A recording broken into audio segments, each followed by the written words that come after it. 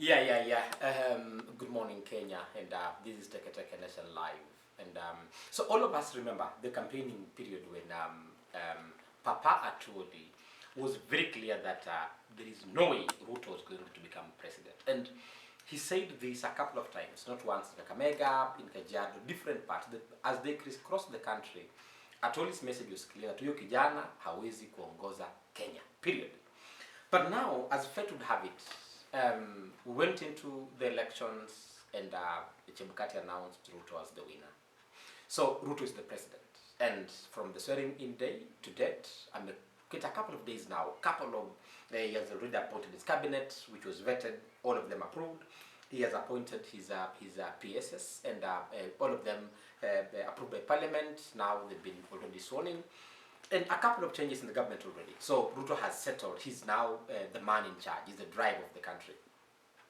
So recently, Atwoli had a meeting with the president, and thereafter he had a meeting at a barrel in Western Kenya, where he came out clearly to explain that him meeting the president, we need to remain honest in this conversation that there is nothing much he can do. So all this points to one fact, that in politics there are no permanent enemies. While Atwoli was really one of the heavyweights behind the Raila candidature, he has realized that there is nothing much he can do. He cannot survive without the president, and he must just bow down and accept that the young boy from Sugoi that he didn't really expect would be his president, finally he is the president. So we must come to terms to maybe the things we didn't expect to happen, at the same time understand that politics has got no permanent enemies. It doesn't have permanent enemies. And that is why you would see from the different political camps, the different rivalries you had, watu wamekam pamoja. People have moved their hard stands. Walikuwa nasema mimi can't, mimi siwezi, mimi wamekuja, wameanza kujialign with the government. So there is the big question of who would remain in the opposition? Yes. But at the same time, as the citizens of this nation, we need to understand that there are no permanent enemies in politics. People might shout at each other. People might insult and even use very abusive words against each other in these political rallies. But at the end of the day, when all is done and dusted, people will always go back home. So seeing Atwoli now indicating how he needs to work with Ruto to ensure that workers' issues are properly addressed, the interests of young men and women who are on employment contracts that are not permanent, and these are the discussions he indicated that he was having with the president.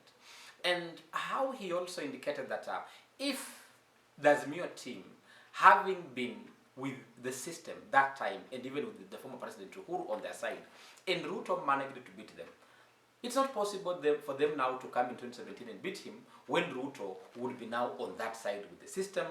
He's the president. He has everything. So I think it's important for us to be realistic. It's good to be ambitious, but even with that ambition, to remain extremely realistic. And so many people might say, Papa Atwoli amebadilika, he has had to swallow the bitter pill. It is true, but at times, we say things, we know we'll win, but if we don't win, we go back and shake hands with those that have won. And so I think Papa Atwoli has done well.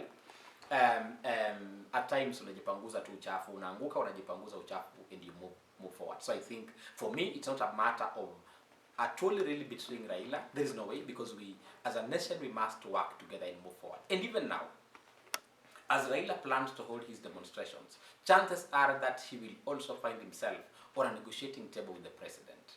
Would Raila have betrayed himself? I think not. And so all of us, every politician, every Kenyan, the hard stances that each one of us was holding, lazima tushukishe.